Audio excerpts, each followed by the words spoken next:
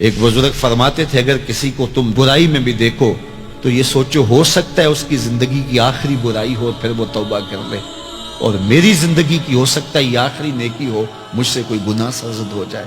کتنے لوگ ہیں جو مرتبہ کمال پہ پہنچے لڑک گئے، بڑے بڑے لوگ تھے لیکن انجام ٹھیک نہیں ہوا۔ بلعم بن باورا کی مثال ہمارے سامنے موجود ہے۔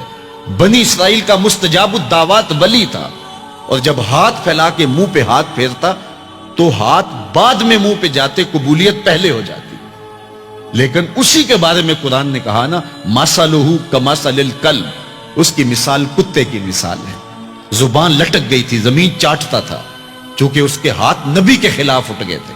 اس نے سمجھا تھا میں مستجاب الدعوات ہو گیا ہوں، اب جو چاہوں جس کے بارے چاہوں بد دعا کر دوں، لیکن بد دعا اپنے حق میں نکل گئی، زبان لٹک گئی۔ اس لیے میاں صاحب بولے، پڑھنے اتے مان کرینا نہ آکھی میں پڑھیا، او جبار کہار صداوے متا روڑ دیوے دودھ کڑیا۔ تو اس لیے ہر وقت ڈرتے رہو۔ ابھی ملیکہ کہتے ہیں میں نے 30 اصحاب رسول سے ملاقات کی ہے، 30 اصحاب رسول سے، تو میں نے ہر شخص کو فکر مند پایا ہے۔ وہ کہتے تھے ہمارا انجام ٹھیک ہو جائے، انجام ٹھیک ہو جائے۔ حضرت سیدنا ابو بکر صدیق رضی اللہ تعالیٰ عنہ، جن کے بارے میں میرے رسول کی زبان سے لفظ نکلے، ابو بکر فی الجنہ، ابو بکر جنتی ہے، لیکن وہ کہتے ہیں ایک چڑیا کو دیکھ کے شاخ پہ بیٹھی ہے، کہا واہ چڑیا کتنی موج ہے تجھے، ایک شاخ سے اڑتی ہے دوسری شاخ پہ بیٹھ جاتی ہے، اور قیامت کے دن تیرا حساب بھی نہیں ہوگا، پھنسے تو ہم ہیں جن کا حساب ہوگا۔ یہ وہ لوگ ہیں جن کی زندگی دیکھیے، ان الشیطان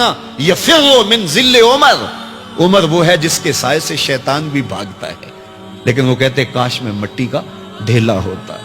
اللہ اکبر۔ یہ وہ لوگ ہیں جن کی زندگیاں تقوی سے عبارت تھی، اور اللہ کی خشیت جن کے سینوں کا نور تھا اور باطن کا سرور تھا۔ ہمارے بہت سارے معاملے اور بہت ساری خرابیوں کی جڑ یہ ہے کہ ہم نے اس دنیا کو اوڑھنا بچھونا بنا لیا۔ ایسے اس دنیا میں ہم زندگی گزار رہے ہیں جس طرح ہم نے اس دنیا سے کبھی جانا ہی نہ ہو۔ اس لیے دنیا کی بے رغبتی، دنیا کی بے رغبتی کا مطلب یہ نہیں ہے کہ ترک دنیا کیا جائے۔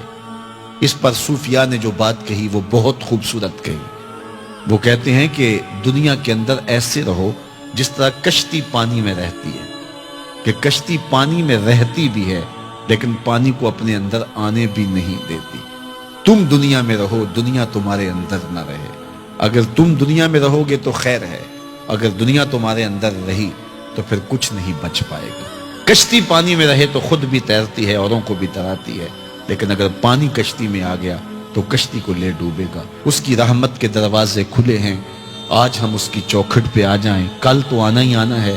پھر جو کفن میں منہ چھپا چھپا کے آتے پھریں گے، کیا اچھا ہو کہ خود کھلے منہ سے اس کی رحمت کے دروازوں پہ آ جائیں۔ اس کی رحمتیں آواز دے رہی ہیں، یا ایھا الانسان، او بھاگنے والے انسان، او نسیان کے پتلے، او بھولے ہوئے، او بھٹکے ہوئے، راستہ چھوڑ کے جانے والے، مالک کی رحمت کی آغوش کو ترک کر دینے والے، آجا پلٹ کے، ما غرک بربک الکریم، آجا تیرا رب بڑا ہی کریم ہے۔ قبل اس سے وہ ماننے سے انکار کر دے، توبہ کا دروازہ بند ہو جائے، سورج مغرب سے طلوع ہو جائے، پھر بندہ ہاتھ کاٹے۔ کسی نے چیخ چیخ کے مجھے کہا تھا، کوئی رو رو کے ترلے منتیں کر کے مجھے کہتا تھا، میں اس کی بات کو نہ سنا، کاش کہ اس کی پکار کو سن لیا ہوتا، اس کی آواز پہ لبیک کہہ دیا ہوتا، اور میں اس کے ساتھ چل پڑتا، اور وہ مجھے انگلی تھام کر محمد عربی کی چوکھٹ پہ پہنچا دیتا، تو آج یہ رسوائیاں میرا مقدر نہ ہوتی۔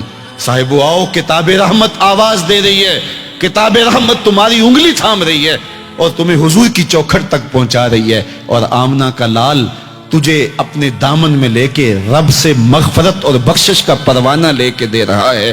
مجرم ہو تو منہ اشکوں سے دھوتے چلے آؤ، آؤ در تواب پہ روتے چلے آؤ، قرآن میں مذکور ہے بخشش کا طریقہ، سرکار کی دہلیز سے ہوتے چلے آؤ۔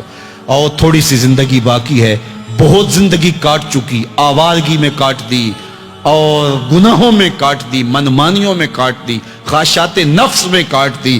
آئیے ابھی سے اپنے اندر کو تبدیل کر لیجئے، اپنے احوال کی تبدیلی کا عزم مصمم کر لیجئے۔